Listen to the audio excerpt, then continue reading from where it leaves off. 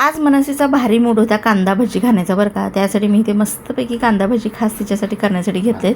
आणि इथे मस्तपैकी मसाला डब्यातले मसाले बघून तर मन खुशच होते, कारण हे मसाले खूप आपण कष्टाने बनवलेले आहेत लालबागला जाऊन. असो, आता इथे छानपैकी इथे कांदा भजी करण्यासाठी मी थोडे मीठ टाकलेलं आहे. मीठ टाकून थोडं ठेवायचं म्हणजे असं पाणी सुटते. आणि इथे लसणाच्या पाकळ्या टाकल्यात चिरून, आणि लाल तिखट, धनाजिरा पावडर, हळद आणि थोडा येसूर टाकला आहे आपला. टाकल्यामुळे काय होते माहिती आहे, जेवढं आपल्याला पाहिजे की नाही पीठ म्हणजे आपलं बेसनाचं तेवढंच टाकायचं. आणि जर समजा जास्तच घट्ट होत असेल थोडं पाण्याचा आपला शिंतोडा मारायचा, चांगलं होतं मस्तपैकी.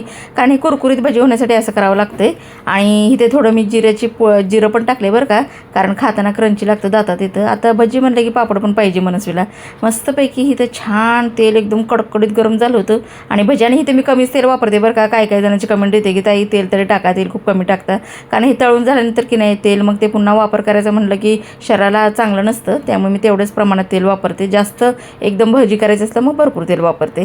मस्त इथं सुगंध सुटलाय बरं का कांदा भजीचा. तर मनस्वीची रिॲक्शन बघा बरं का. मनस्वी मुलांच्या हाऊस पूर्ण एक वेगळाच आनंद असतो. चला, कसा वाटला व्हिडिओ सबस्क्राईब करा बरं का.